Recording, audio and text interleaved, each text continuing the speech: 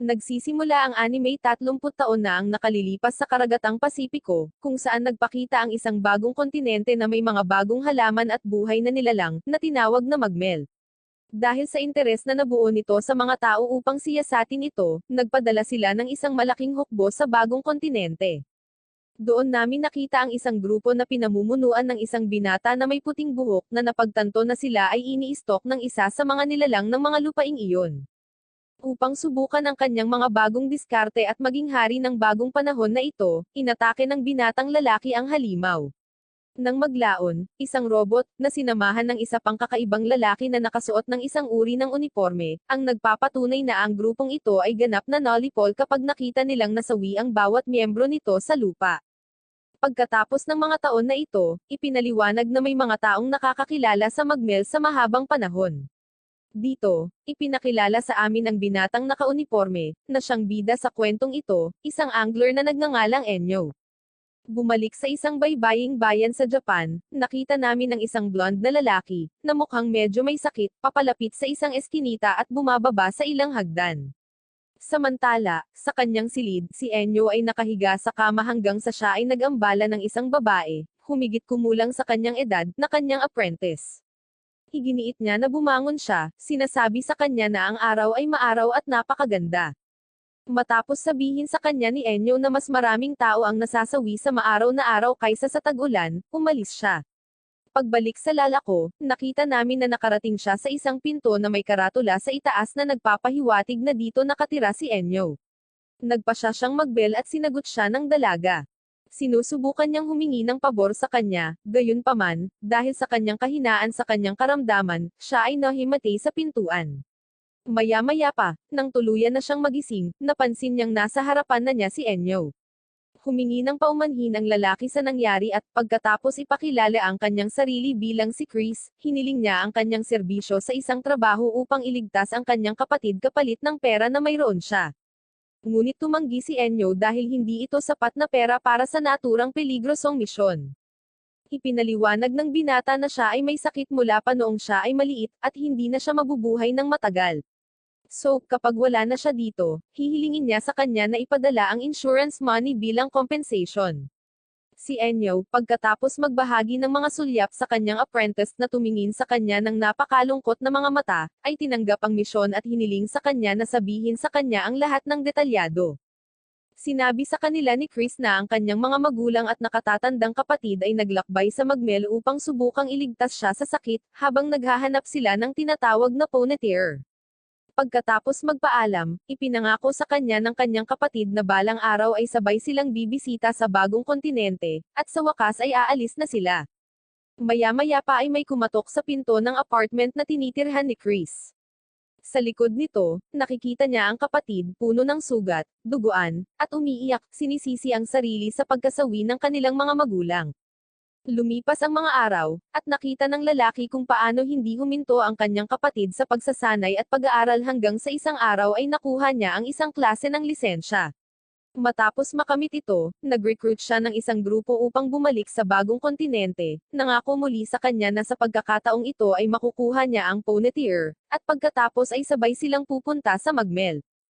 Gayunpaman, sa pagkakataong ito, nakita ni Chris ang seryosong tingin sa mga mata ng kanyang kapatid habang lumalakad siya palayo para magawa ang kanyang misyon. Sa kasalukuyan, inaalok siya ni Enyo na mabilis na pumunta sa pagliligtas sa kanyang kapatid dahil ang Ponytail ay may napakataas na presyo. Pagkatapos sumakay sa isang helicopter, tumungo sila patungo sa bagong kontinente, habang ipinapaliwanag na tinatanggihan ng Magmel ang lahat ng bagay mula sa labas, at mayroong isang malaking bilang ng mga panganib. Sa gitna ng malawak na gubat, sinabi ni Chris kay Enyo na ang Ponytail ay isang prutas na may kakayahang palakihin ang lakas ng katawan, kahit na 10 ulit na pagtaas ng pisikal na kakayahan. Pagkatapos nito, tinanong siya ni Enyo kung alam niya ang dahilan kung bakit ito tinawag na Ponytail. Ipinaliwanag sa kanya na ito ay namumulaklak sa isang bundok ng mga bangkay. Pagkatapos, tinanong niya ito kung ano ang plano niyang gawin kapag gumaling na siya sa kanyang sakit, na sinagot ng lalaki na gusto niyang maging lacter. Ito ay labis na ikinagulat ni Enyo. Sinabi ni Chris na ang mga ito ay mga taong may kasanayan sa pakikipaglaban, at kahit na iniisip ng mga tao na sila ay isang kwentong barbero lamang, naniniwala siya na sila ay umiiral. Pagkasabi nito, napaluhod siya dahil sa pagod sa kanyang karamdaman at nagtanong kung maaari ba silang huminto at magpahinga. Matapos marinig ito, nagpadala ng mensahe si Enyo sa kanyang apprentice na ipinahayag na tinatawag na Zero. Siya, gamit ang kanyang drone, ay nagbibigay sa kanya ng isang kakaibang prutas, na sinasabi nila sa amin na nagsisilbing pagpapabuti ng kadaliang kumilos, pag-iwas sa pagkapagod. Pagkaraan ng kaunti pa sa gitna ng mga puno, nakita nila ang isang lalaki na may malaking insekto sa kanyang ulo, at siya ay humihingi ng tulong. Ito ay lubos na nagpagulat kay Chris, at tinanong niya si Enyo kung dapat nila siyang iligtas, ngunit sinabi niya sa kanya na huli na ang lahat. Pagkatapos maghagis ng bato malapit sa lalaki, nagsilabasan mula sa lupa ang malalaking alupihan.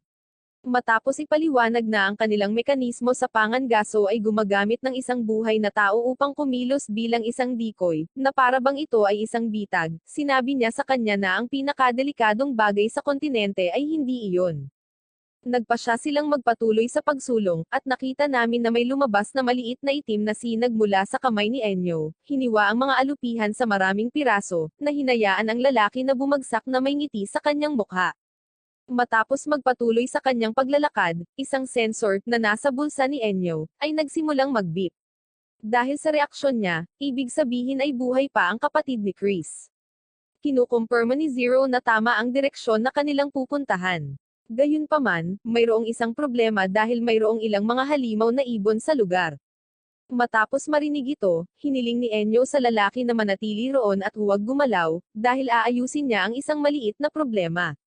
Matapos marating ang lugar ng ibon, muli siyang nagpatawag ng itim na kidlat mula sa kanyang kamay, na nagpalabas ng isang espada. Sa isang mahusay na paglukso, sinimulan niyang tapusin ang mga ibon ng paisa-isa. Habang hinaharap niya ang mga nilalang, muling nakipagkita si Chris sa kanyang kapatid, na nagmula sa pamimitas ng prutas, at nagulat siya nang makita ang kanyang nakababatang kapatid na lalaki doon. Si Enyo, habang patuloy na tinatapos ang mga ibon gamit ang kanyang mga kasanayan, ay tinatakot ang natitirang Cowen na tumatakas. Bumalik kasama si Chris at ang kanyang kapatid, pinagtatalunan nila ang kawalang isip ng pagpunta sa isang mapanganib na lugar. Si Con Orest na siyang pangalan ng kuya, ay pinatingin sa kanya ang bulaklak ng pone. Lumapit ang maliit na lalaki sa malaking halaman, natakot nang mapagtanto niya na ang lugar kung saan sumibol ang bulaklak ay isang malaking bundok ng mga bangkay. Sa kabila ng napakaraming buto doon, si Con Orest na galit dahil kulang ang katawan, ay kumuha ng matalim na buto mula sa lupa, at tinusok ang kanyang nakababatang kapatid sa likod. Habang siya ay nanghihina, ipinaliwanag ng kanyang kuya na ito ang dahilan kung bakit siya nagdala ng napakaraming kasama doon, dahilan upang magsimulang mag-react ang halaman, bamuka at nagpakita ng bunga nito. Matapos siyang sunggaban, nagpapakita na prinotektahan ni Enyo si Chris habang hinihiling kay Zero na bigyan siya ng paunang lunas. Si Con Orest na galit, ay nagtanong kay Enyo kung sino siya, at siya, hindi pinansin, ay nagtanong kung siya ang pumaslang sa kanyang mga magulang at mga kaibigan upang makuha ang Ponytail. Ipinaliwanag niya na kahit na makuha niya ang prutas, ang sakit ng kanyang kapatid ay hindi gagaling at gayon din ay masasawi, kaya mas mabuting gamitin ito sa isang taong mabubuhay ng mas matagal. Sinabi sa kanya ni Enyo na, sa kabila ng sitwasyon ng maliit na lalaki, nagpasya siyang iligtas siya kahit na may sakit na katawan. Ang nakakatandang kapatid ay nanunuya, sinabi na siya ay masasawi pa rin. Si Zero, sa kabila ng natapos na pangunang lunas, ay nagsabi na siya ay huli na dahil siya ay lubhang nasugatan. Sa kanyang mga huling hininga, hinawakan ni Chris ang kamay ni Enyo at hiniling sa kanya na iligtas ang kanyang kapatid, dahil naniniwala siya na may kakaibang nilalang na kumokontrol sa kanya, tulad ng nakita nila kanina. Sa wakas, sinabi niya sa kanya na napakasaya na makarating doon kasama si Enyo, at nasawi siya na muling makakasama ang kanyang mga magulang. Natutuwa si Con Orest na nasawi na ang maliit na bata, ngunit bago matapos ang pangungusap, pinalipad siya nang suntukin siya ni Enyo sa mukha, na nagpapakita na ang pinakadelikadong bagay sa magmel ay ang pagdurusa sa galit at kasamaan na ibinibigay ng kontinenteng ito sa mga tao. Matapos ang malakas na suntok na ito, galit na bumangon si Con Orest at kinain ang prutas ng pone, kaya nadagdagan ang kanyang kalamnan at lakas. Ibinalik niya ang suntok kay Enyo, hinampad niya ito sa bato. Gayunpaman, bahagya itong gumanti, at papalapit ng napakabilis, muli niyang sinaktan ang nakatatandang kapatid, na nagpalipad muli sa himpapawid at bumagsak sa lupa. Sa kaunting lakas na natitira sa kanya, itinaas niya ang kanyang ulo upang makita ang isang lacter sa itaas niya, at naalala na ang kanyang kapatid ay nais na maging isa sa mga kakaibang tao, dahil ang tanging paraan upang mailigtas ang isang taong tulad nito ay ang wakasan ang kanyang buhay, sa wakas ay tinatapos ito sa pamamagitan ng paghampas nito ng malakas sa lupa. Maya-maya, pagkatapos na makapaghanda ng libingan para sa kanya, umalis siya. Pagdating sa bahay, sinabi niya kay Zero na natutuwa siya na kasama niya ito, na sinagot niya na ganoon din ang nararamdaman niya.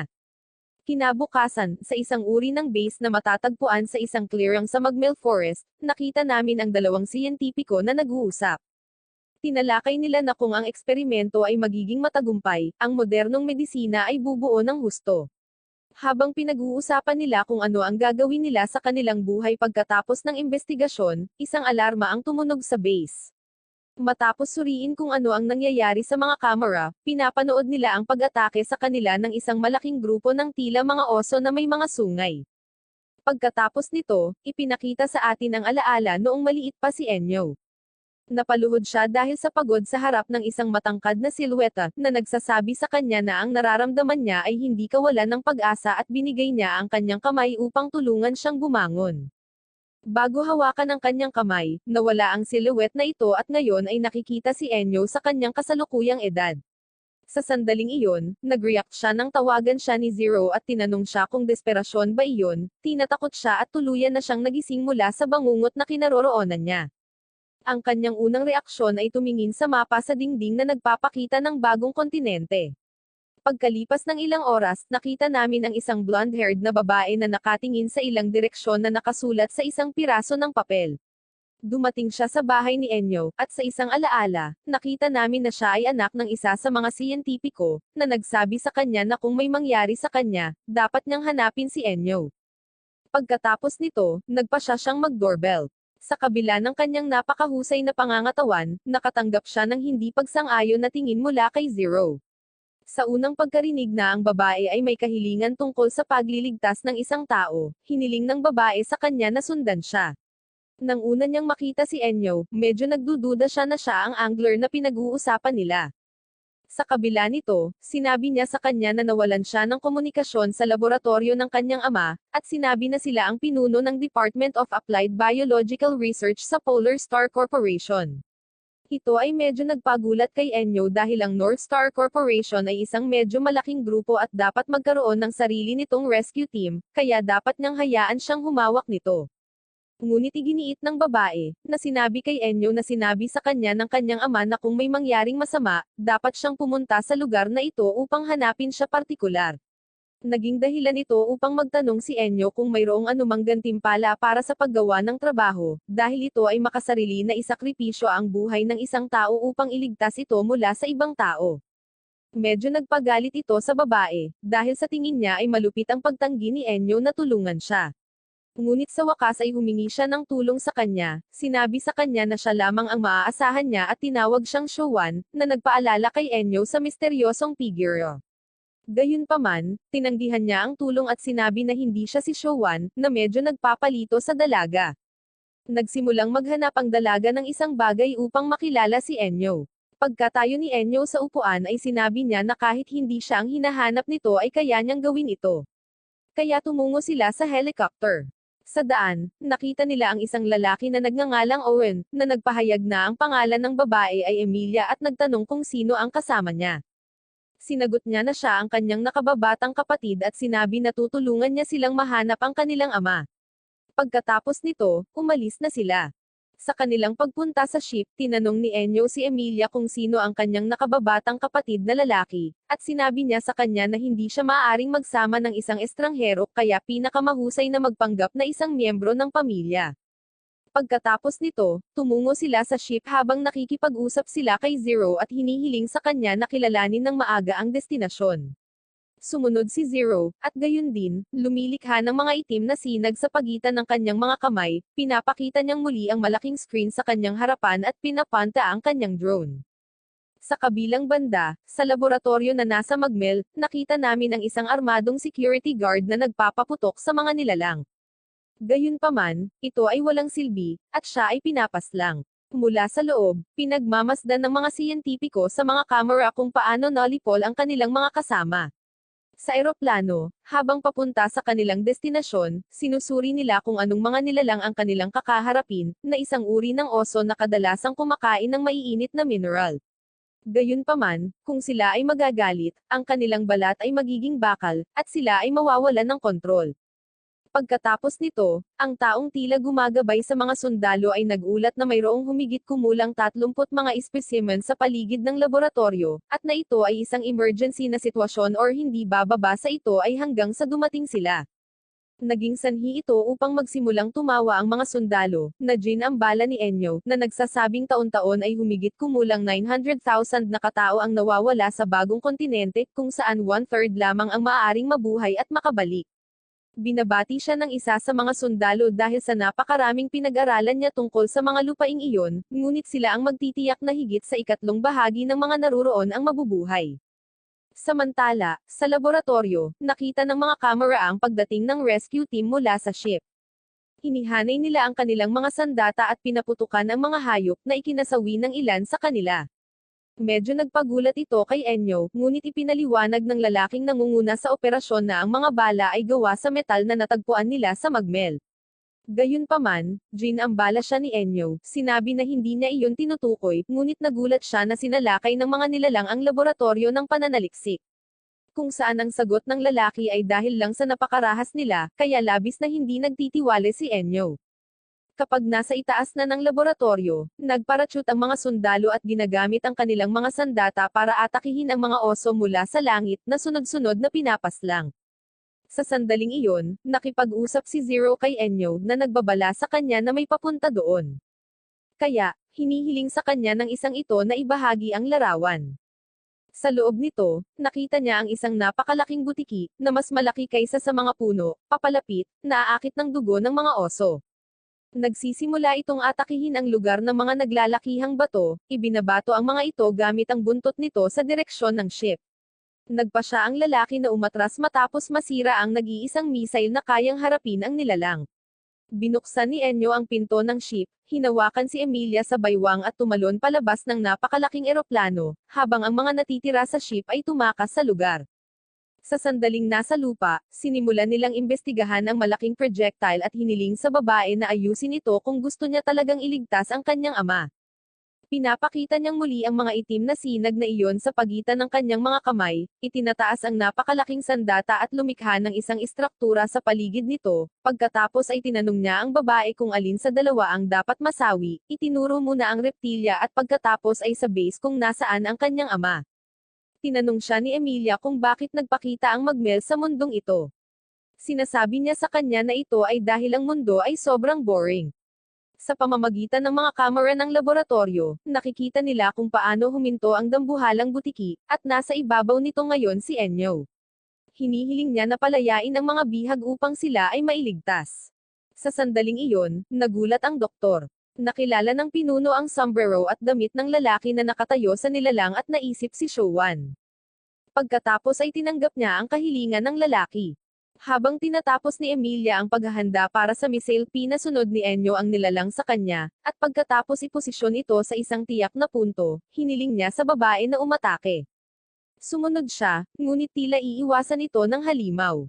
Gayunpaman, humingi ng paumanhin si Enyo sa halimaw at lumikha ng isang malaking kamay, kung saan itinulak niya ang reptilya, na naging sanhi ng pagdaan ng missile sa halimaw, na ginawa itong sumabog sa pagbuhos ng dugo.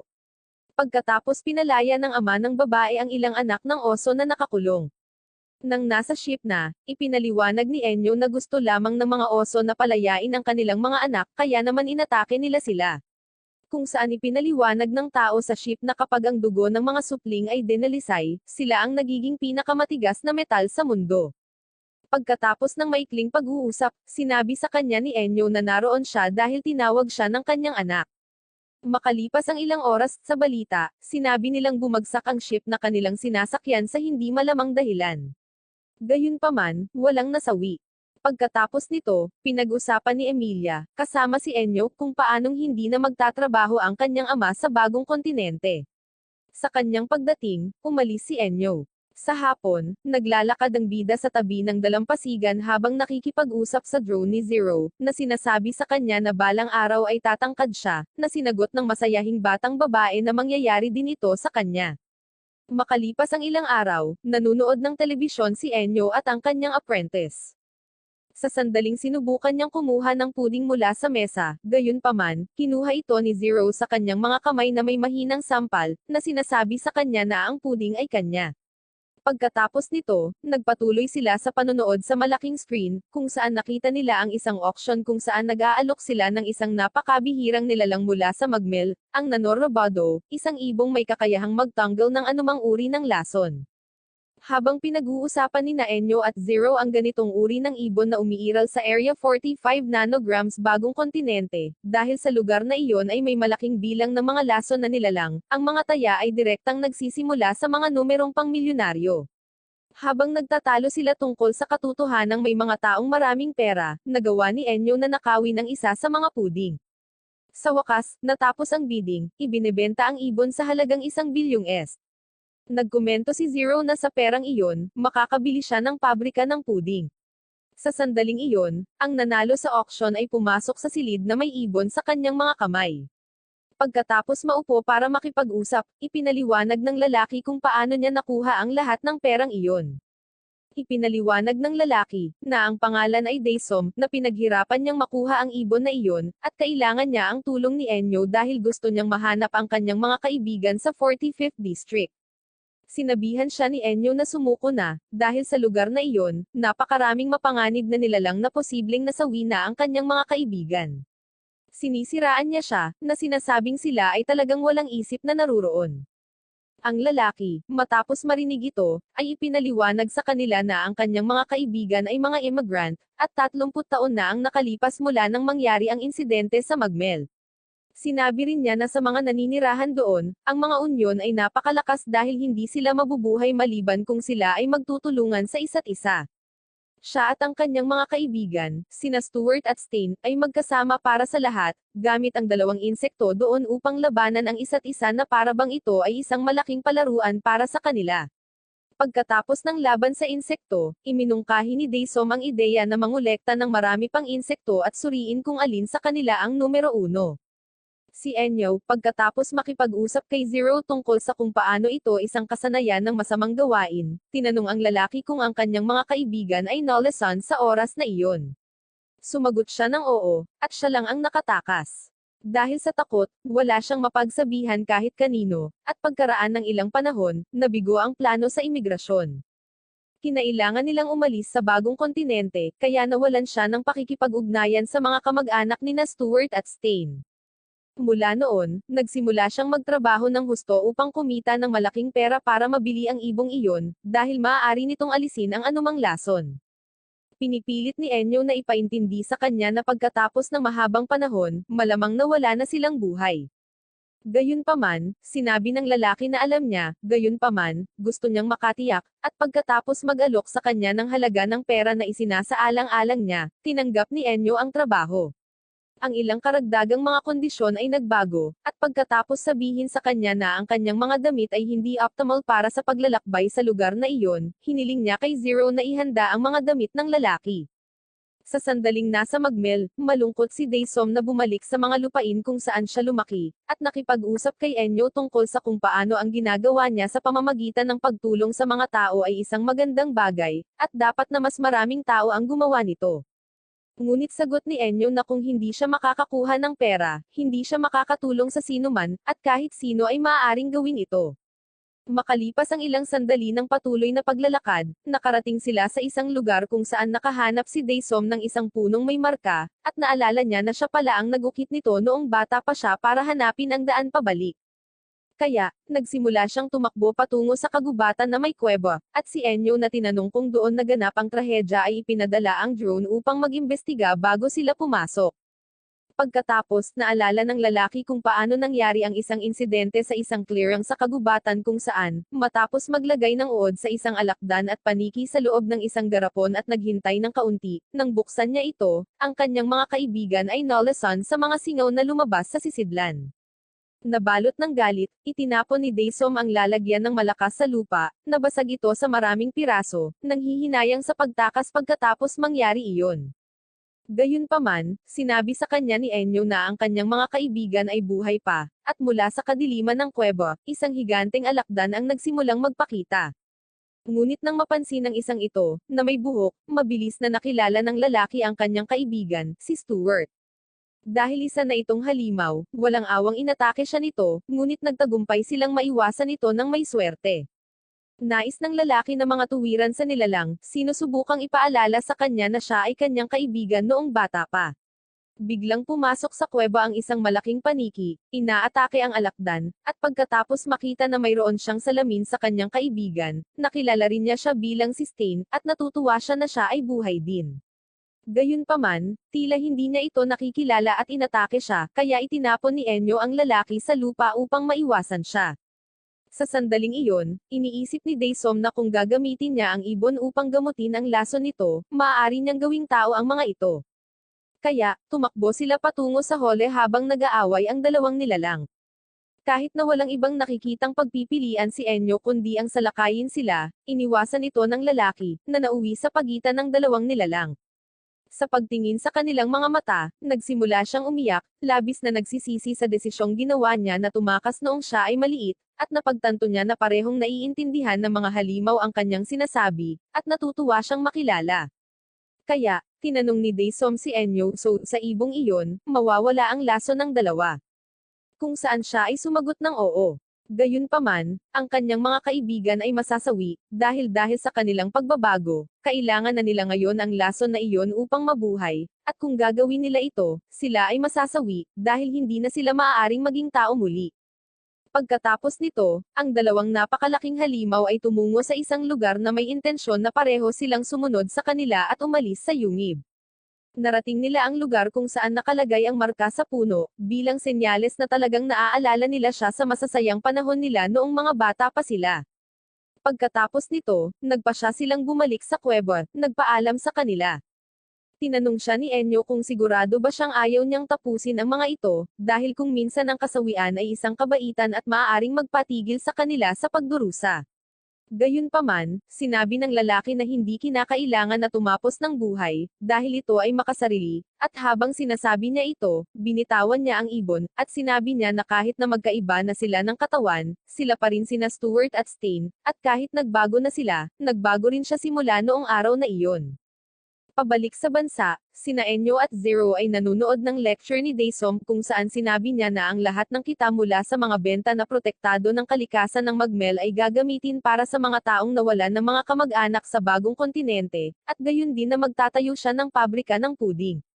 Nang tinanong siya ng isa sa mga mamamahayag kung bakit partikular na ang puding, sinasagot niya na ito ay isang karagdagang kondisyon. Kaya, si Enyo, na masaya tungkol dito, ay kinuha ang isa sa mga lalagyan, ngunit ang kanyang apprentice ay mabilis na ninakaw ito mula sa kanyang mga kamay, na nagsasabi sa kanya na siya ay makakain lamang ng isang puding bawat 20 araw. Medyo bumabagabag ito kay Enyo dahil napakakuripot nito. Kinabukasan, pumunta ang dalawang ito sa palengke, at nakakita ang babae ng isang bagay na sa tingin niya ay masarap at gusto niyang subukan, ngunit sinabi sa kanya ni Enyo na dapat lang niyang subukan ang kalahati at hayaan siyang gumastos ng 30 yen kung saan medyo masama ang loob niya dahil sa tingin niya ay napakakuripot niya. Kapag binilhan niya ito, sinabi sa kanya ng nagbebenta na ang isa ay nagkakahalaga ng 40 yen, ngunit binibigyan lamang niya siya ng 30. Ang lalaki, nang makita ito, ay nagsabi sa kanya na hindi ito sapat at ito ay isang negosyo na hindi niya kayang ibaba ang halaga ng presyo sa bawat taong humihingi nito. Ngunit siya, nang hindi siya masyadong naiintindihan, ay nagsabi sa kanya na kung maaari niyang makuha ang susunod na mamimili na magbayad sa kanya ng 10 yen ng higit pa, walang problema, dahil kikita siya ng pareho. Natatawa ang tindero dahil gusto niya ang ugali ng babae, kaya ngayon lang, ibebenta na niya ito ng mas mura. Nakita ni Enyo na mukhang maganda ito, kaya nagpasya siyang bumili din, ngunit nang humingi siya ng isa sa nagbebenta, sinabi nito sa kanya na ang presyo nito ay 50 yen na ngayon, at medyo ikinagalit nito si Enyo. Pagkatapos nito, marami silang naririnig na nagkakagulo at nagtataka kung ano ang nangyayari. Kaya, Habang papalapit sila, nakita nila na pinag-uusapan nila ang tungkol sa isang mapaghimalang tao na tinatawag na Verena Stellaria, na isang babaeng maputi na may blonde na buhok na nakapasok sa magmel ng 8 beses upang makipagsapalaran, at mayroon siyang isang seryosong anunsyo na gagawin ngayon. Sinabi pa niya na kahit ngayon, ang mundo ay napapaligiran ng mga digmaan at patuloy na umiiyak ang mga batang nawalan ng mga magulang, kaya gusto niyang iligtas ang pinakamaraming bata hanggat maaari. Kaya, muli siyang babalik sa bagong kontinente, at pagkatapos ng naturang balita, sinisimulan ng lahat na sabihin ang kanyang pangalan. Gayunpaman, napansin ni Zero na pinagmamasdan ni Enyo ang babae na may malamig at seryosong tingin, kung saan sinagot niya na hindi ito isang mapaghimala na tao at binansagan itong Bloody Mary. Nang maglaon, pabalik sa base, naghanap si Zero ng impormasyon tungkol kay Verena na ito at nalaman niya na upang matulungan ang isang ampunan na may kahirapan sa negosyo, nagpunta siya sa magmel ng mag-isa at, sa pagdaig sa maraming panganib, nag-uwi ng maraming loot upang ibigay ang lahat ng kanyang kinikita sa ampunan nang hindi isinasaalang-alang ang kanyang sariling kapakanan. Matapos basahin ito, naisip ng babae na isa siyang mabuting tao. Gayunpaman, naaalala niya ang mga salita ng kanyang master nang hindi alam kung bakit sinabi nito sa kanya iyon. Kaya, pagkaraan ng ilang sandali, gamit ang kanyang drone, dumating siya upang siyasatin ang orphanage at nakita ang lahat ng mga bata na masaya, naglalaro, at nagsasaya, maliban sa isang batang babae na umiiyak sa harap ng ilang mga bulaklak, at ito ay labis na ikinagulat ni Zero, dahil naalala niya ang kanyang nakaraan kung saan puro pasa at punit ang damit. Pagkatapos nito, sa patuloy na pagmamasid sa pamamagitan ng drone, nakita niyang nilapitan ni Verena ang maliit na batang babae upang tanungin kung ano ang mali, at sinagot niya na ang kanyang kaibigan na si Mumo ay nawala. Kaya, sinabi sa kanya ng babae na hahanapin nila siya ng magkasama, at ito ay nagpapasaya sa batang babae, na yamakap sa kanya. Si Zero ay patuloy na nagmamasid gamit ang kanyang drone, na nakatago sa mga halaman, hanggang sa mapansin niya na ang babae ay nakatingin sa kanyang direksyon, ngunit tila hindi siya nito nakita habang hawak niya ang kamay ng batang babae, at sila ay pumasok sa loob ng ampunan. Pagkatapos nito, na-deactivate ni Zero ang kanyang mga kakayahan, na ginawang mawala ang controller ng drone at ang TV, at sa sandaling iyon, pumasok si Enyo sa silid, na kumuha ng libro, at sa pag-upo sa PC, makikita na may nakabukas na tab kung saan naroon ang impormasyon tungkol kay Verena. Pagkatapos nito, isang alaala ang pumasok sa isip kung saan, noong siya ay maliit, kasama ang isang misteryosong lalaki, narinig nila ang isang babaeng sumisigaw. Mula sa itaas ng ravine, makikita nila na si Verena ay inaatake ng isang halimaw. Kaya, ang misteryosong binata na may puting buhok ay nagbabala kay Enyo na ang nilalang na ito ay medyo mapanganib, at hiniling sa kanya na manatili doon. Matapos siyang tumalon at harapin ito, nakita natin na mayroon din siyang materialization powers na katulad ng kay Enyo, at lumikha ng isang malaking libro, dinurog at pinalo ang halimaw hanggang sa ito ay mawalan ng malay. Sa sandaling iyon, bumaba si Enyo mula sa bangin upang salubungin ang kanyang guro at ang babaeng ito. Matapos siyang balaan na ang lugar na ito ay mapanganib para sa isang babae na mag-isa, inirekomenda niya na umalis siya, ngunit sumagot si Verena na dapat siyang naruroon para sa higit na kabutihan. Kaya, hindi na ito tinanong ng lalaki at nagsimulang umalis. Ibinahagi ni Enyo ang mga tingin kay Verena, namumula, at pagkatapos ay tumakbo palayo sa kanyang master. Nang gabi ring iyon, habang natutulog ang misteryosong lalaki na may puting buhok, nagpa siya si Enyo na hanapin ang babae dahil balisa siya kapag iniisip na maaaring nasa panganib ito. Sinamantala niya ang pagkakataong umalis at hanapin siya. Makalipas ang ilang sandali ng paglalakad sa gubat, sa wakas ay narating na niya ang kinaroroonan ng babae, ngunit nang makita niya ang ginagawa nito, nabalisa siya. Bumalik na siya sa kasalukuyan habang nakatingin pa rin sa screen ng PC, iniisip na ang babaeng ito ay isang pagkakamali ng demonyo. Nang hapon ding iyon, isang grupo ng mga tao ang pumunta sa kanyang base at humihiling sa kanya na tulungan si Verena, dahil kung wala siya, ang mga bata ay mawawala. Ngunit si Enyo, matapos makinig sa kanilang mga pakiusap, ay tumanggi, at lahat ay nagsimulang sisihin siya at tumingin sa kanya na may napakasamang mukha, kung saan siya ay patuloy na ginugulo, na sinasabi sa kanila na kung siya ay isang mapaghimalang tao or isang santa, dapat siyang makapag-isa at walang mangyayari sa kanya. Ngunit nagpatuloy si Enyo sa kanyang panunuya, na sinasabi sa kanila na dahil hindi siya mahimala, anumang bagay ay maaaring mangyari sa kanya, at ito ay lalong ikinagalit ng karamihan, na patuloy na nagsasabi sa kanya ng galit na dapat niyang tulungan siya para sa kapakanan ng maliliit na bata. Kung saan, pagkatapos marinig ito, tinanong ni Enyo kung sino man sa mga nandon na pumupuna sa kanya ay manggahes na samahan siya, at iyon ay naging sanhi ng matinding katahimikan sa silid. Kung saan, sinagot ng isang lalaki na hindi niya makontak ang sino man sa mga kasama ng babae, at sinabi ni Enyo na ayon sa mga kwento nila tungkol sa kanya, madalas itong pumupunta ng mag-isa, kaya ito ay isang hindi kakaiba. Ngunit ang sagot nila ay ginawa ito ng mga kasama niya sa kanilang sariling kalooban. Pinutol ni Zero ang pag-uusap, sinabing talagang naniniwala siya na si Verena ay isang mabuting babae at tumutulong siya sa mga bata, at pagkatapos magbahagi ng pagtingin kay Enyo, muli niyang tinanggihan ang tulong sa kanyang bahagi. Kaya, ang kanyang apprentice medyo nabalisa, ay nagpa siya na tutulungan siya sa kanyang sarili. Kaya, umalis ang lahat, at pumunta siya sa kanyang silid kung saan sinimulan niyang kontrolin ang drone. Nag-aatubili, nagpa siya si Enyo na sumakay sa kanyang helicopter at hanapin ang babae.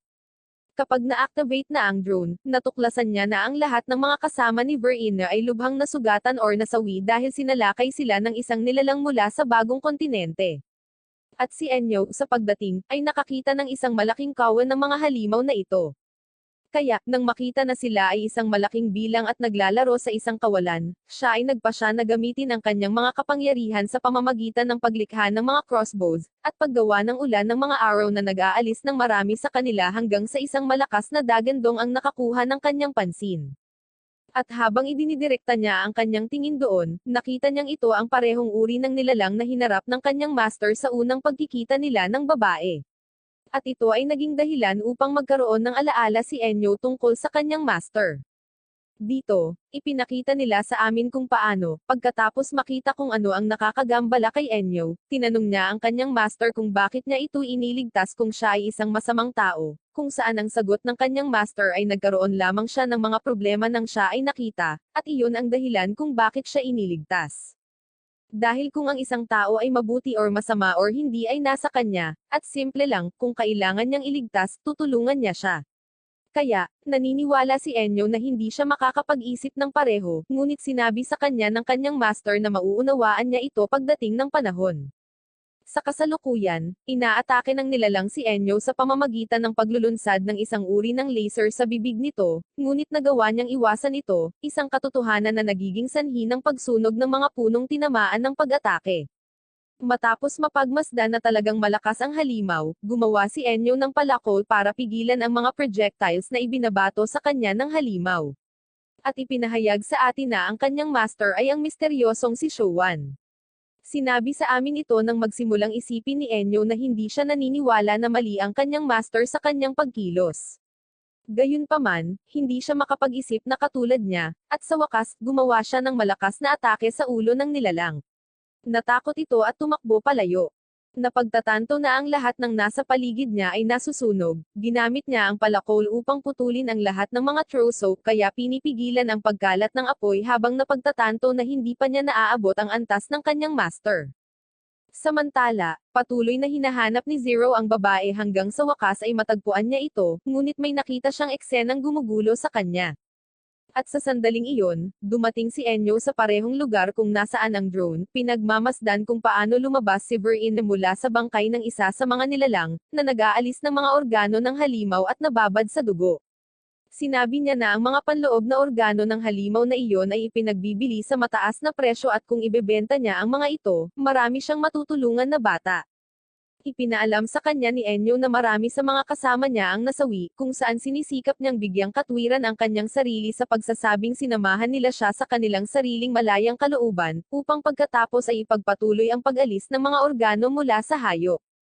Pagkaraan ng ilang segundo, nagsimula silang mapalibutan ng mas maraming nilalang ng parehong species, at ang babae, nang makita ang napakalaking bilang ng mga ito, ay nasa sabik, dahil iniisip niya kung gaano karaming mga bata ang maaari niyang iligtas sa pamamagitan ng pagbebenta ng mga labi ng lahat ng mga halimaw na iyon at nagpas siyang tumakbo.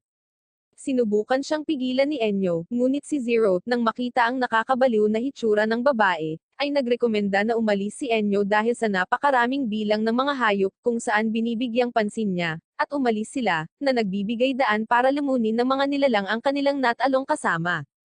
Pagkalipas ng mga araw, nalaman namin na nasawi si Ver-Ines sa Magmel. Gayunpaman, naniniwala ang kanyang mga deboto na hindi siya nasawi ngunit ngayon ay naging isang diyosa.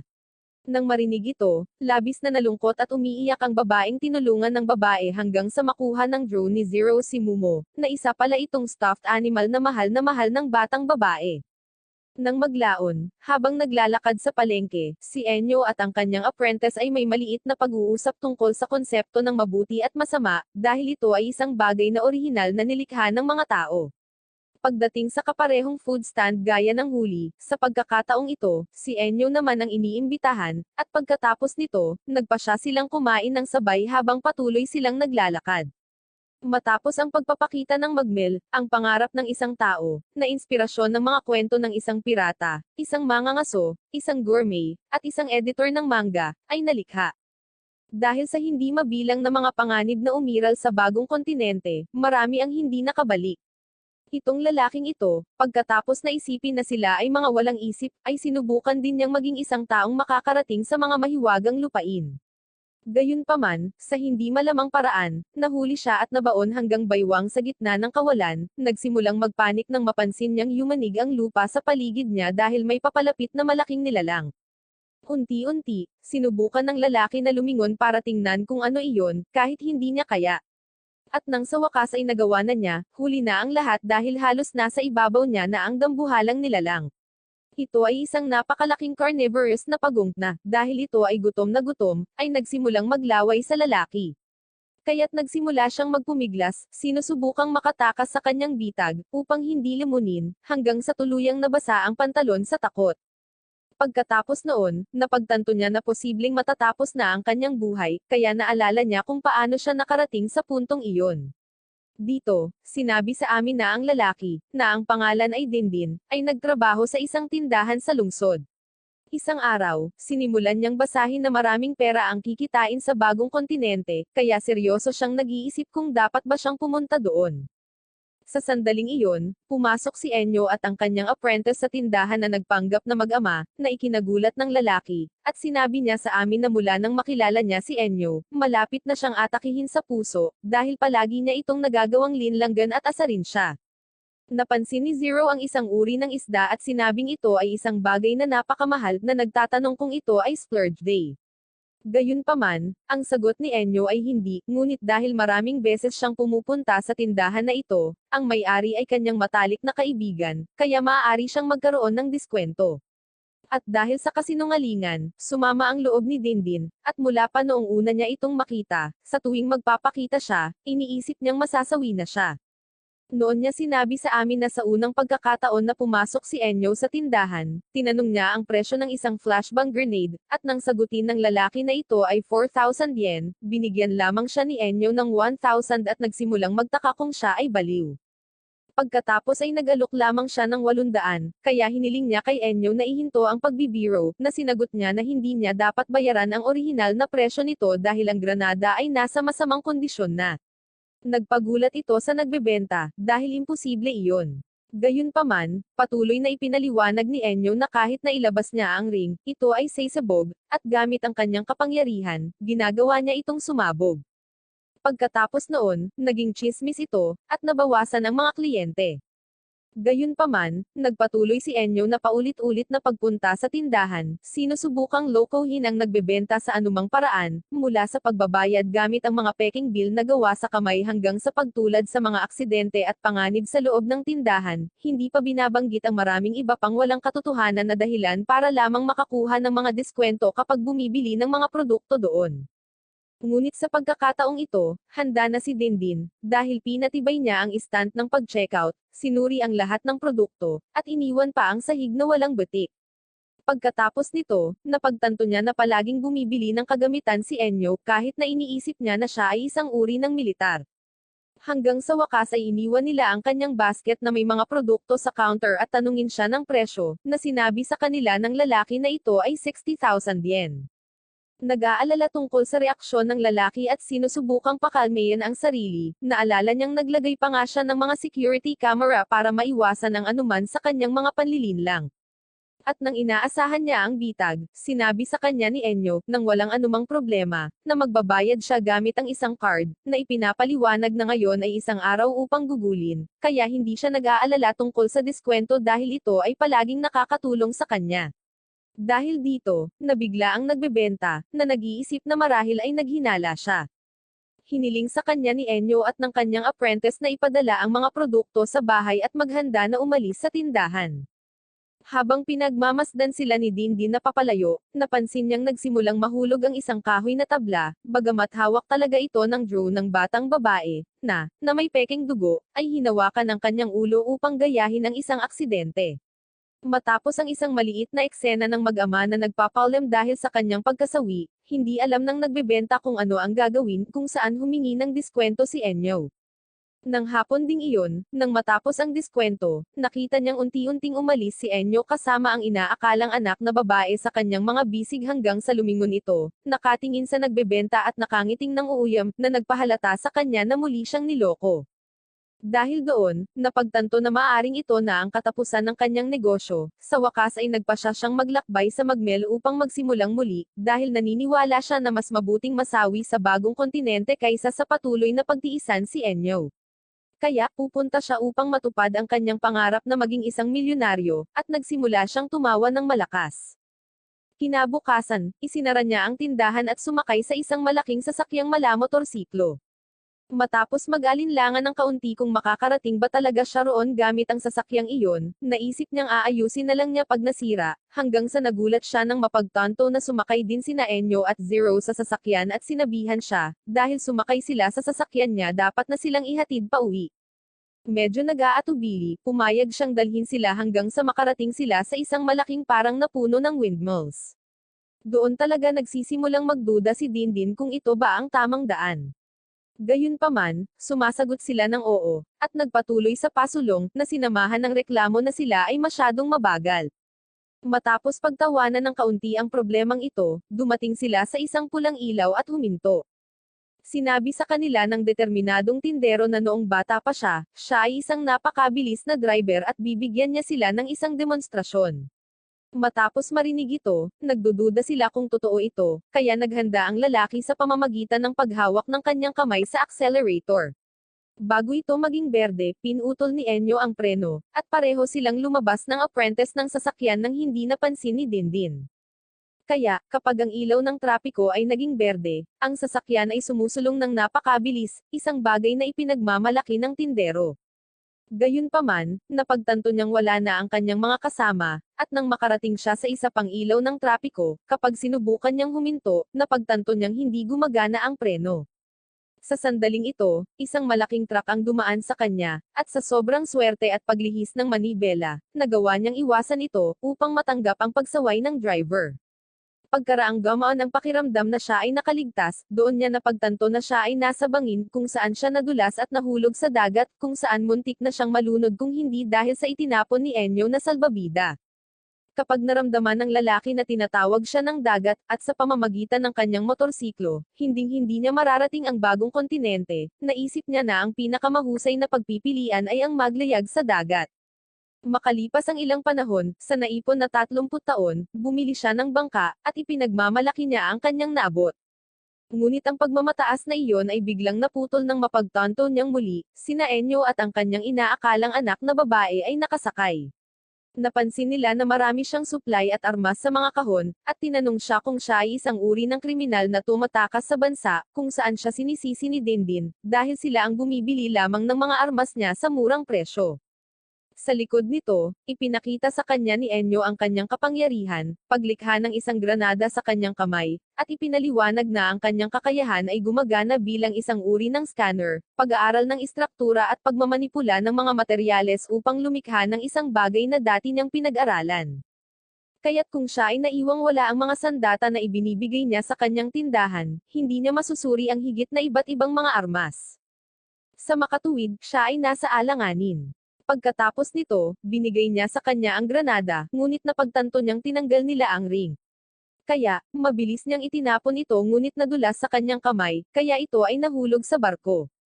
Hindi alam kung ano ang gagawin, direkta upang iligtas ang kanyang buhay, siya ay tumalon sa tubig, at ang kanyang bangka ay sumabog, kaya nawalan siya ng 30 taon na ipon. Habang lumulutang siya sa tubig at nakatingin sa langit, napagtanto niya na mayroon pa siyang huling pagkakataon, kaya ito ay maglalakbay sa himpapawid. Maya-maya, nagpasya siyang mag-hang gliding dahil wala na siyang sapat na pera para sumakay ng eroplano. Sa una, nagdududa siya kung makakarating siya doon gamit ang hang gliding, ngunit dahil walang babalikan at wala siyang balak na sumuko, nagsimula siyang tumakbo hanggang sa tumalon siya at lumipad. Ngunit ng ilang metro na ang taas, napagtanto niya na hindi niya alam kung saang direksyon naruroon ang magmel, at nagpasya siyang makita ito sa mapa. Ngunit napagtanto na hindi siya maaaring bumitaw ngayon upang suriin ito. Biglang nagpakita si Enyo, lumilipad sa tabi niya gamit ang drone ni Zero, at pagkatapos sabihin sa kanya, sinabi niya sa kanya na tila hindi siya ganap na makakarating. Kaya, lumikha siya ng isang malaking fan na nagpapalipad kay Dindin ng napakataas na nawawala ng katatagan at bumabagsak, na namamahala upang iligtas ang kanyang sarili sa huling segundo. Gayunpaman, muli siyang nawalan ng kontrol at nahulog sa isang truck na may lula ng mga baboy, at nakita namin na pinag-uusapan ng mga driver kung paano ito ang unang pagkakataon na pupunta sila sa magmel upang kunin ang mga maliliit na baboy na kanilang gagamitin bilang pagkain. Ganito nakamit ni Dindin, na napapaligiran ng mga baboy, ang kanyang pangarap na maglakbay sa bagong kontinente. Muli, bumalik kami sa simula, kung saan siya ay inilibing hanggang sa kanyang baywang kasama ang napakalaking pagong sa kanyang likuran, na naghihintay sa kanya na matapos magkwento para kainin na siya. Bago niya ito lamunin, nagpakita si Enyo na nagligtas sa kanyang buhay.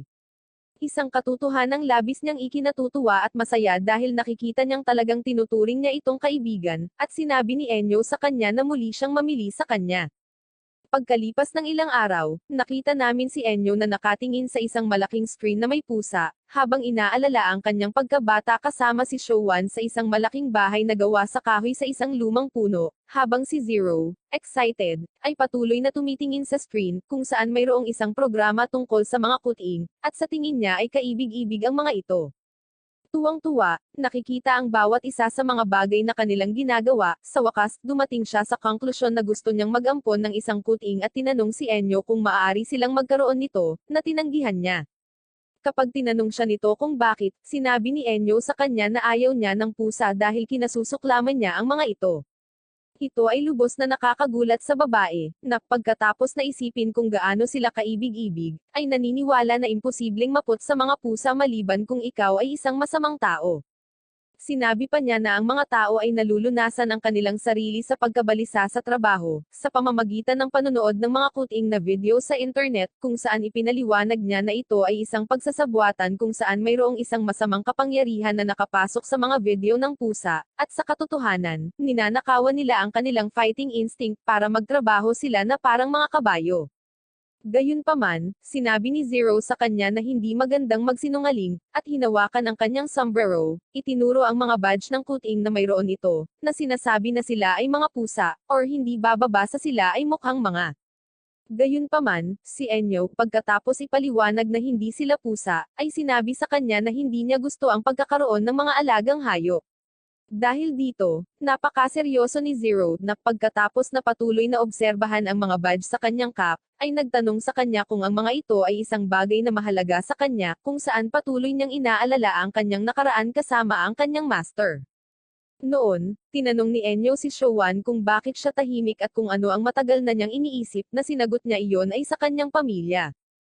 Si Enyo, na nagulat na siya ay may pamilya, ay nagtanong sa kanya kung alam niya kung nasaan sila or kung ano ang kanilang ginagawa, na ang sagot ng kanyang master ay hindi, dahil wala na sila sa mundong ito dahil hindi niya sila kayang protektahan. Si Enyo, medyo nagulat, ay nagtanong sa kanya kung siya ay hindi sapat na malakas, ngunit sinagot ni Showan na siya ay mas malakas kaysa sa sino man, kaya ang kanyang apprentice ay nagtanong sa kanya kung ito ay dahil hindi siya nagsisikap ng husto, kung saan siya ay tumugon muli sa pamamagitan ng pagsasabi sa kanya na siya ay marahil ang taong nagsusumikap sa lahat.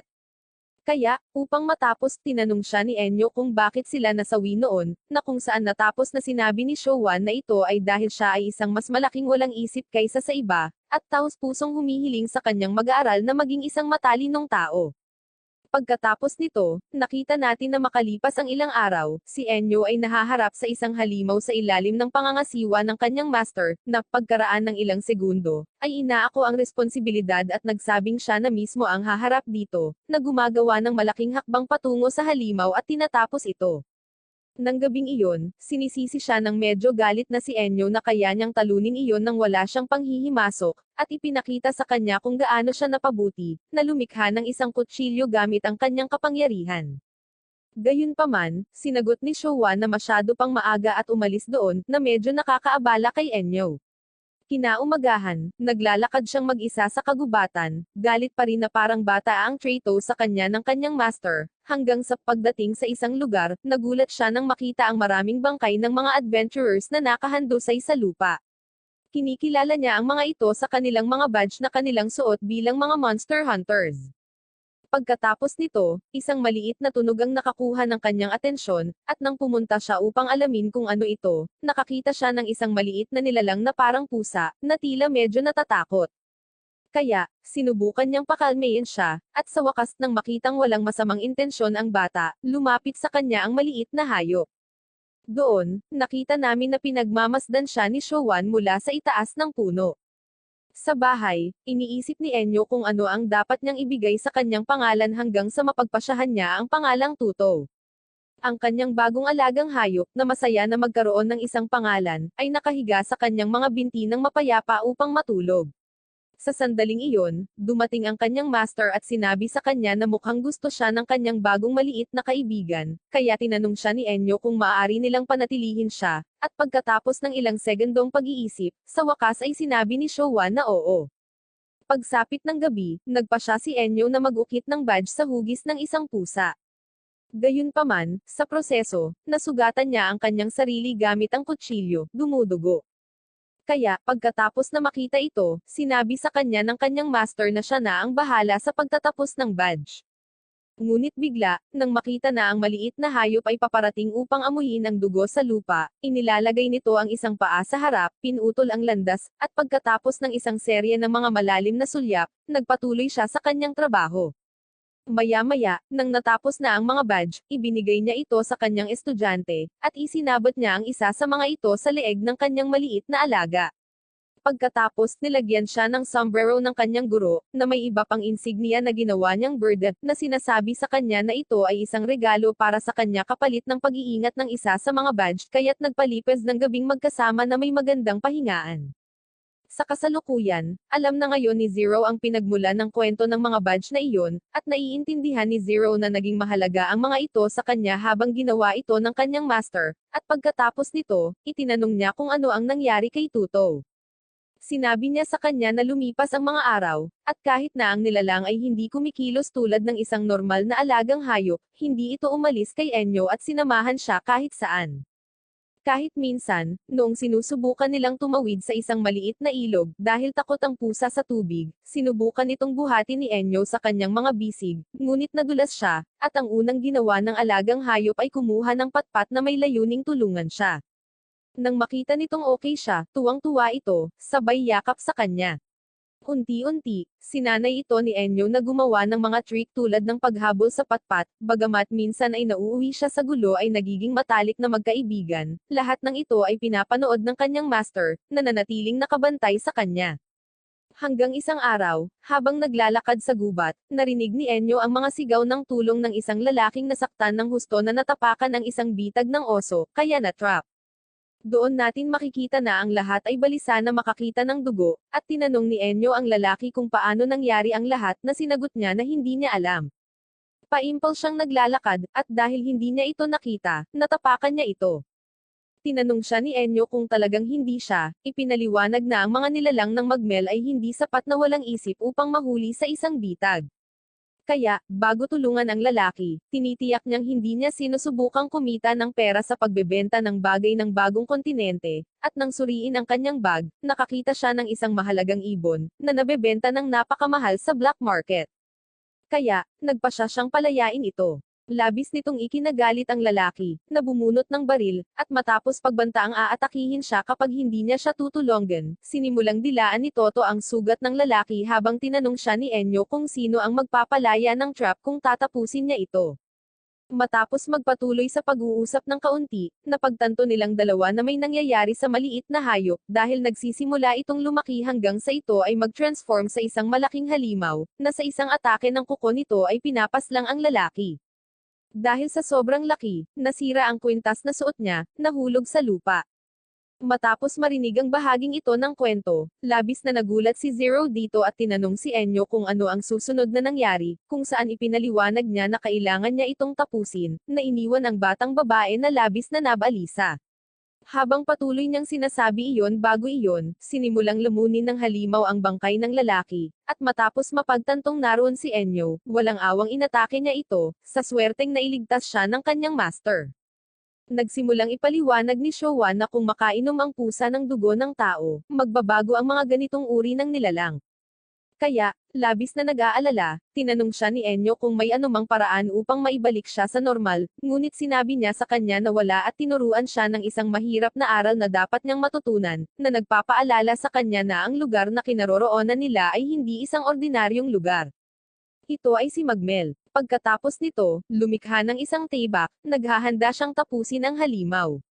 Gayunpaman, siya ay nag-ambala ni Enyo, na humiling sa kanya na mangyaring hayaan siyang gawin ito, at ang kanyang master, pagkatapos tanungin siya kung kaya niya, ay inatake ni Tuto.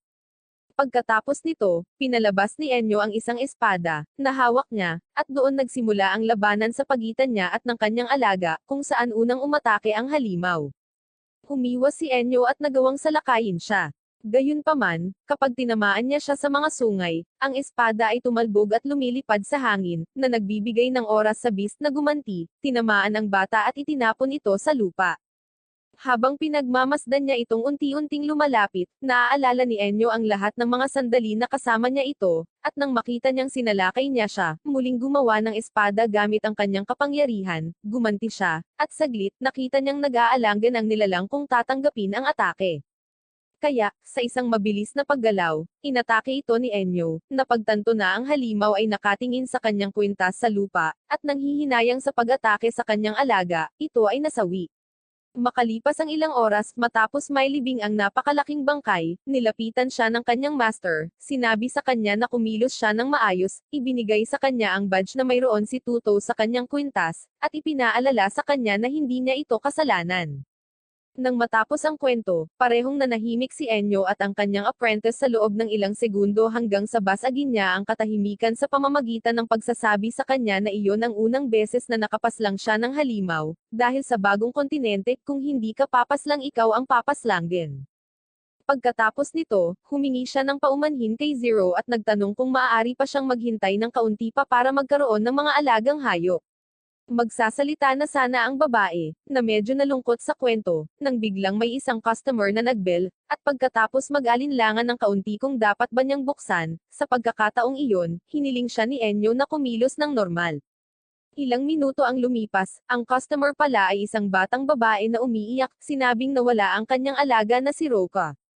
Ang maliit na batang babae ay nagpapakita ng isang drawing ng isang pusa, at ito ay nagpalungkot kay Enyo, na nagbigay ng katiyakan sa batang babae sa pamamagitan ng pagsasabi sa kanya na makikita nila ang kanyang pusa. Ito ay nagpapasaya sa batang babae. Gayunpaman, itinutuwid niya ito sa pamamagitan ng pagsasabi sa kanya na si Roka ay isang aso, at nakita ang positibong saloobin ng kanyang amo. Sa kabila ng lahat ng iyon, ngumiti si Zero, malinaw na sinabi na kahit anong tingin mo sa kanya ito ay isang aso. Maya-maya, lumilipad sa ibabaw ng Magmel, sina Emilia at Owen ay dumating sa isang lugar ng kontinente na tinatawag na Magic Octagon, isang lugar kung saan maraming eroplano ang nahulog. Gayunpaman, sinabi ng lalaki na ang paglalakbay sa isang ship ay advanced, dahil imposible iyon para sa kanila na mapabagsak, dahil ito ang pinakamalaki at pinakamalakas na armadong helicopter sa mundo. Talagang ganito ang iniisip ni Owen, dahil ang sasakyan ay ginawa mula sa pinakamalakas na mineral ng Magmel, at iniisip na dahil sa mga ulat, kitang-kita ang mga dahilan ng pag-aalala.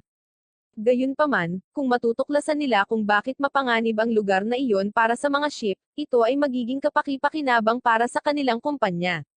Palalim silang lumalalim sa octagon na ito, at mula sa tubig, pinapanood ng ilang malapalakan na nilalang ang papalapit na malaking sasakyan. Gayunpaman, ang mga nilalang na ito ay nagsimulang maghagis ng malalaking bato sa ship gamit ang kanilang mahaba at malalakas na dila bilang mga tirador. Ang mga sundalo ng ship ay gumanti sa pamamagitan ng paggamit ng kanilang mga canyon at machine gun upang basagin ang mga projectiles na ibinato sa kanila. Gayunpaman, dumating ang panahon na nagsisimula silang maging sobra para makapag-react, hanggang sa mawalan sila ng kontrol sa mga makina. Sa sandaling iyon, may tumama sa helicopter, at sa pamamagitan ng mga kamera, nakita ni Emilia kung paano nahawakan ng mahabang braso mula sa silweta ng tao ang ship at hinayla ito patungo sa lupa na may balak na ibagsak ito, na nagtagumpay itong gawin. Pagkatapos nito, ang mga Polaka ay nagsimulang tumilaok, at ipinakita sa amin ang isang uri ng maikling humanoid na nakangiti at may medyo nakakagambalang mukha. Samantala, sa lungsod, si Dr. Chester ay nagtungo sa base ni Enyo, kung saan sila ni Zero ay nag-uusap tungkol sa mga marshmallow na labis na nagustuhan ng babae, at sinabing mula ngayon, ito na ang kanilang kakainin para sa almusal, tanghalian, merienda, at hapunan mula noong binili ito ni Zero dahil ibinenta ito sa mababang presyo at sa maraming dami, dahil wala silang pera para sa anumang bagay. Sa sandaling iyon, kumatok ang doktor sa pinto at sinabi sa kanila na nawala ang kanilang anak na babae sa bagong kontinente. Dahil dito ay naging curious si Enyo, mula noong huli silang nagkita, baliktad ang kaso, at ipinakita sa kanila ni Chester ang lugar kung saan pupunta ang kanyang anak at muling humingi ng tulong sa kanila, ipinaliwanag na inatake sila ng hindi kilalang puwersa kahit habang nasa ship. Nang marinig ito, papayag si Enyo, kapalit ng gantimpala na madouble kaysa sa huling pagkakataon. Matapos marinig ang mga salitang ito, nagkomento ang doktor na kamukhang kamukha ni Enyo ang kanyang ina, si Showan, at matapos maliitin ang kahalagahan ng sitwasyon, muling isinasaalang-alang ni Enyo ang kanyang desisyon at humiling ng triple sa pagbabayad. Pagkaraan ng ilang sandali ng pag-iisip tungkol dito, alam na ang buhay ng kanyang anak na babae ay nakataya, tinanggap ito ng doktor, kinuha din ang pagkakataon na kumain siya ng maraming marshmallow upang mabilis na maubos ang kanyang mga reserba. Samantala, sa lugar kung saan bumagsak ang ship, nagpa siya si Emilia na bumaba sa sasakyan, kahit na hiniling siya ni Owen na huminto, dahil maaari itong maging mapanganib. Gayunpaman, sinabi sa kanya ng babae na kung ganoon ang kaso, anuman ang umatake sa ship ay umatake na, kaya dapat ay mayroon itong ibang layunin. Kahit na iniisip pa rin ng lalaki na hindi ito magandang ideya, tumakbo ang dalaga palayo hanggang sa makarating siya sa isang lugar kung saan marami siyang nakitang bumagsak na eroplano at ship. Doon niya nakita ang parehong silhouette na nakita niya sa mga kamera, ngunit mabilis itong nag-teleport sa isang sangay sa likod. Si Enyo, kasama si Chester, ay nagpaalam kay Zero at hiniling sa kanya na gamitin ang drone, kaya sumunod siya, ngunit hindi bago bigyan sila ng ilang mga marshmallow na makakain para sa daan, kahit na mas gusto nilang iwasan ito. Pagkaraan ng ilang sandali, bumalik si Emilia kay Owen, na nag-aalala, at sinabi niya sa kanya na malapit nang dumating ang rescue team. Sa kanyang pagpunta sa mainland, ang doktor ay masaya kapag siya ay naabisuhan sa parehong impormasyon. Samantala, ang mga Polaka ay lumapit sa dakilang nahuhulog na ship kung saan ang isang nag-aalalang si Owen ay humiling sa mga sundalo na pumasok sa labanan, dahil alam din niya ang pag-iral ni Aaron, na nagpapaliwanag na siya ay isang katutubong tao sa kontinenteng iyon. Si Emilia, matapos maalala ang pakikipagtagpo niya sa maliit na nilalang, ay tumakbo palabas doon. Pagdating sa destinasyon, pinag-uusapan ni Enyo at Chester ang tungkol sa katutubo at napag-usapan kung alam na nila ang pagkakaroon nito. Sa sandaling iyon, kinumpirma ni Zero ang lokasyon ng malaking ship at inaabisuhan din na buhay pa si Emilia nang makita siyang tumatakbo sa mga puno. Kaya, sinabi ito ni Enyo sa ama ng babae habang sinusubukan niyang pigilan ang mga sundalo sa pag-atake kay Aaron, dahil hindi siya mahilig sa mga armas. Gayunpaman, hindi siya pinansin ng mga sundalo, at sa sandaling makita nila ang nilalang na papalapit, pinaputukan nila ito. Nagre-react ito sa pamamagitan ng pag-iwas sa mga pag-atake ng napakabilis, pagpapahaba ng mga kamay nito at pagdisarma sa mga sundalong kasama nila, hanggang sa nagpaputok ng missile launcher ang dalawa na tumama sa katutubo. Nang mawala na ang ulap ng alikabok mula sa pagsabog, makikita natin na buo pa rin ang nilalang at dinasarmahan ang iba pang mga gwardya, kaya't umatras sila, habang nagpapakita ang helicopter ni Enyo sa kalangitan, na nakakuha ng atensyon ni Aaron. Iniulat ni Zero na sila ay nasa kanyang paningin, kung saan tinanong ni Enyo si Chester kung mayroon siyang anumang armas sa kanya, kung saan ang sagot ng lalaki ay malinaw na mayroon siya nito dahil sa mga panganib sa lugar. Sa sandaling iyon, iniunat ng katutubo ang isang braso sa direksyon ng sasakyan, at tumalon si Enyo sa tabi ng doktor bago ito tumama, na sinira ang helicopter. Ang drone, sa kabutihang palad, ay namamahala upang makuha ang mga ito sa hangin at nagsimulang ailapit ang mga ito sa lugar kung saan naruroon si Emilia, na nagsasabi na ang mga naliligaw na katutubong nilalang ay mula sa magmel na may mahusay na kapangyarihan ng kalikasan, at 30 pang mga specimen ang natagpuan na sa kontinente. Gayunpaman, lahat sila ay may dalawang bagay na magkatulad, na may kaparehong hitsura sa mga tao at pagkakaroon ng pareho or mas mataas na katalinuhan kaysa sa sangkatauhan. Sa wakas, muling nagkita ang mag-ama habang papalapit ang maliit na humanoid. Ipinaliwanag ng babae sa doktor na hindi masama si Aaron. Ayaw niya lang ng armas, sinasagot niya na alam na niya at mas mabuting si Enyo na lang ang bahala dito. Unti-unti niyang nilapitan ang katutubo, na mabilis na umatake sa kanya. Si Enyo, na nakikita ito bilang isang laro, ay tinanggap ang hamon, at pareho silang nagsimulang lumaban, umiiwas at naghahadyas ng atake at projectiles sa isa't isa nang walang tigil hanggang sa wakas, si Enyo, pagkatapos na ilagay ang kanyang sarili sa isang magandang posisyon, tinapos ang laban sa pamamagitan ng pagkatalo kay Aaron sa isang huling atake. Lumapit si Emilia sa lugar, sinasabihan siya na ang nilalang ay mabuti, at hindi kinakailangan na tapusin ito, na sinagot niya na hindi niya ginawa ang ganoong bagay. Makikita natin na ang katutubo ay natalo at inilibing ng malaking hanay ng marshmallow. Ang maliit na nilalang, kapag siya ay namamahala upang lumabas na may isang pares ng mga ito, ay nalulugod sa kanilang panlasa, kaya siya, kasama ang kanyang mga polake, ay nagsimulang kumain, kaya nagulat ang lahat sa paligid niya. Nagpa siya si Zero na gawin din ito. Sa wakas, sinabi ni Enyo sa katutubo na hindi sila magkaaway, at sinagot niya na ang tanging gusto lang nila ay mamuhay ng payapa, kaya nangako si Enyo na hindi na muling lalapit sa lugar na ito. Humingi muli ng tawad si Chester kay Enyo para sa mga problema, at dahil ito ang pangalawang pagkakataon na kailangan nila ang kanyang tulong, sinabi niya na nais niyang gumawa ng isang bagay upang magpasalamat sa kanya. Humihingi si Enyo ng bagong helicopter at anumang bagay maliban sa marshmallow.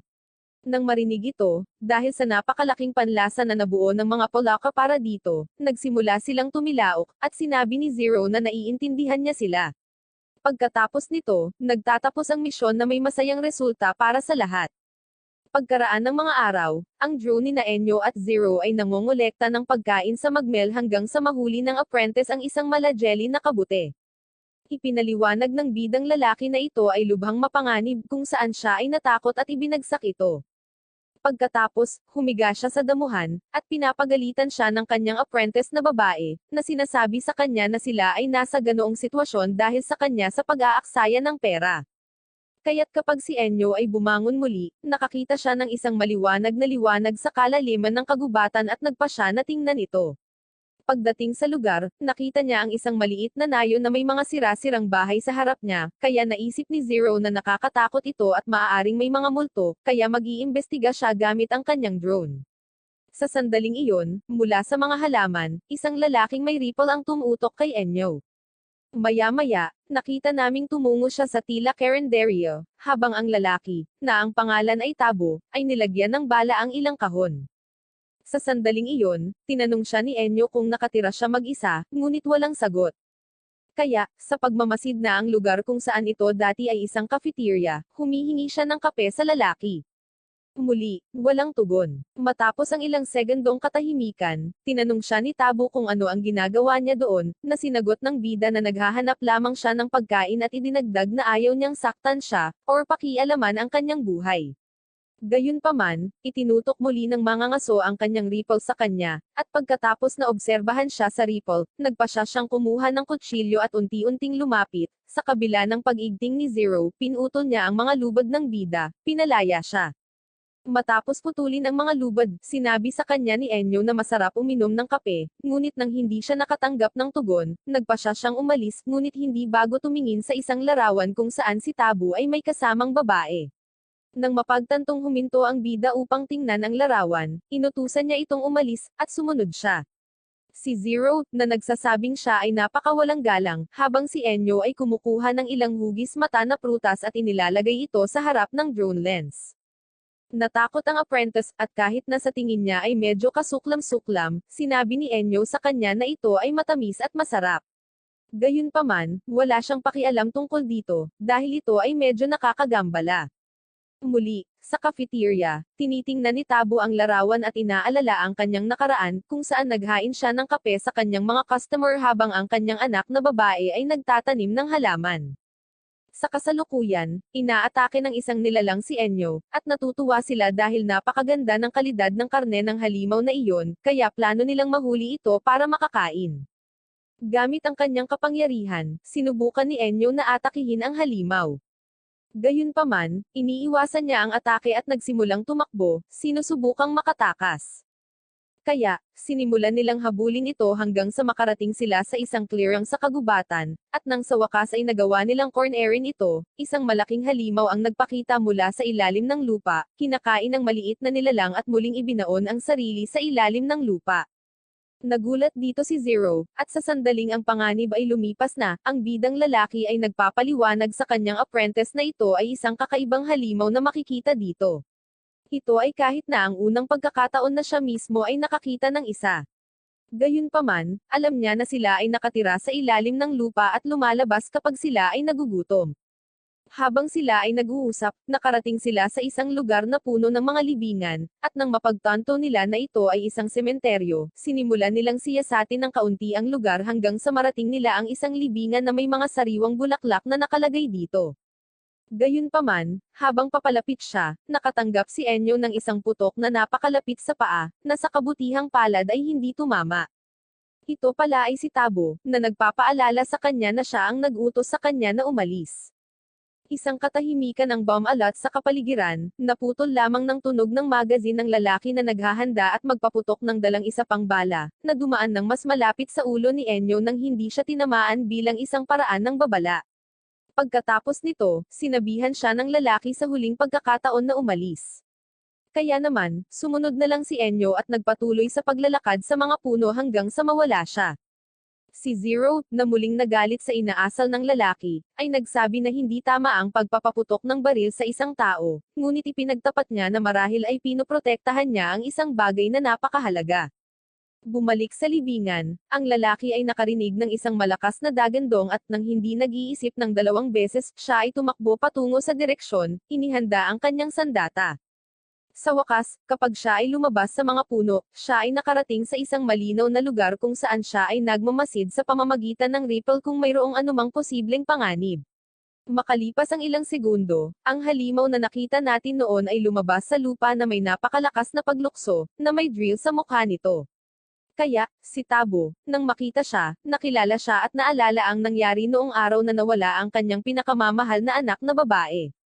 Sa alaalang ito, nagpakita ang nilalang sa nayon at nagsimulang magdulot ng pagkawasak. Kaya, habang tumatakas ang mga taga-nayon, nagsimulang umiyak ang isang batang babae, at tinulungan siya ng isang lalaki.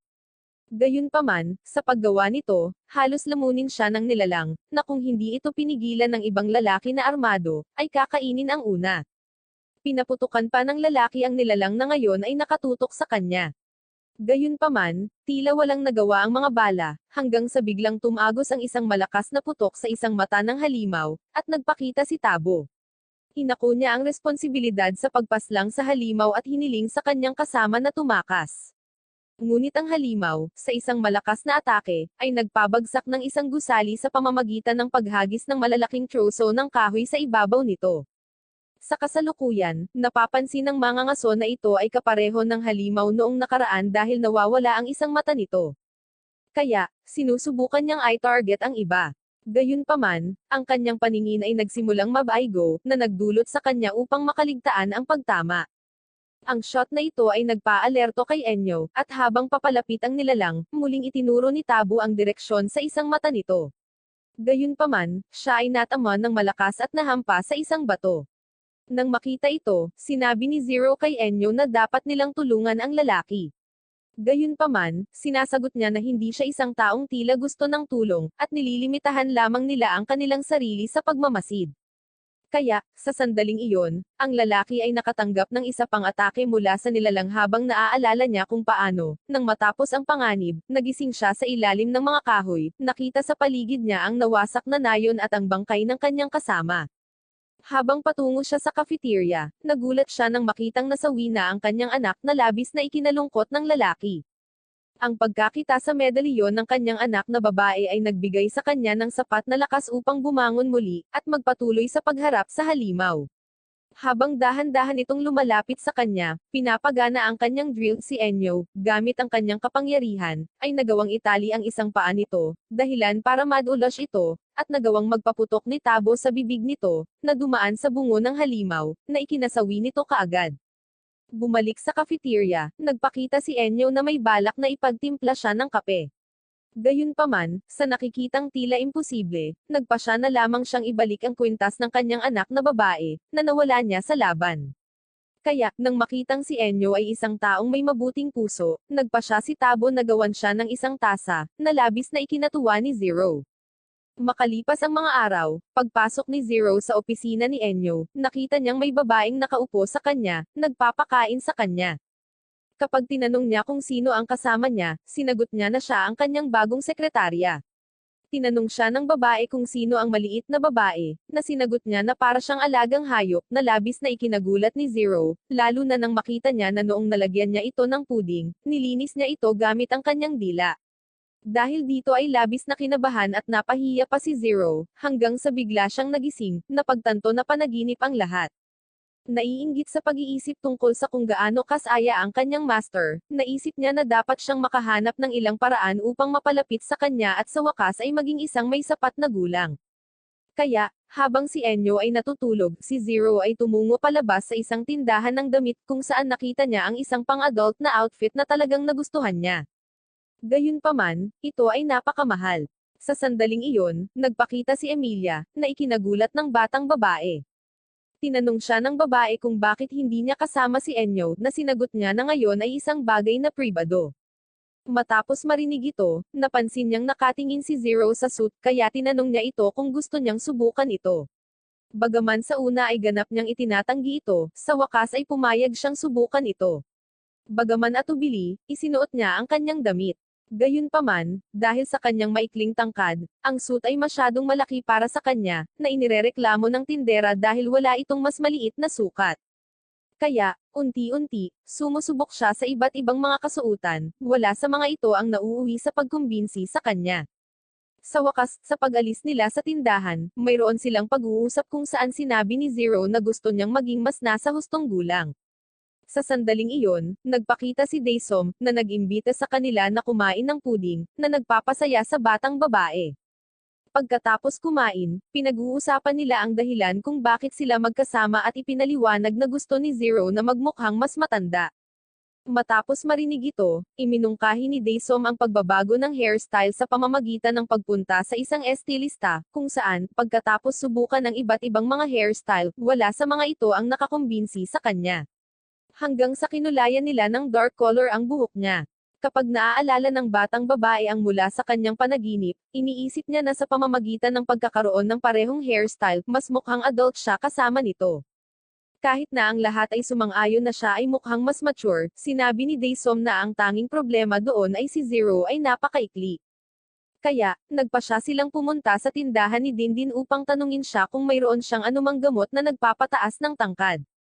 Sinabi niyang meron, ngunit may problema kung saan nagkomento si Daesom na kung tungkol sa pera, hindi mahalaga kung gaano ito kahalaga. Babayaran niya ito, ngunit ang paliwanag ng nagbebenta ay walang kinalaman sa pera, kundi nasa magmel, dahil may puno doon na namumunga para sa paglaki. Matapos ipakita sa kanila ang prutas sa isa sa mga libro, nagkomento siya na hindi niya alam kung talagang umiiral ito, kung saan iminungkahi ni Emilia na tingnan ito, na ikinagulat ni Dindin, dahil hiniling nila sa kanya na gabayan sila. Kaya, sa ilalim ng isang maliit na banta, sa wakas ay sumang-ayon siya, ngunit nagtanong kung paano nila planong pumunta. Kung saan sinabi ng milyonaryo na siya na mismo ang bahala dito, dinadala sila sa isang malaking pool kung saan lumabas ang isang malaking helicopter. Gayunpaman, bago sumakay, tinanong ni Emilia si Zero kung talagang magiging okay para sa kanila na pumunta sa bagong kontinente nang hindi nagpapaalam kay Enyo, at ang isang ito, pagkatapos na timbangin ito ng kaunti, ay nagsasabing oo.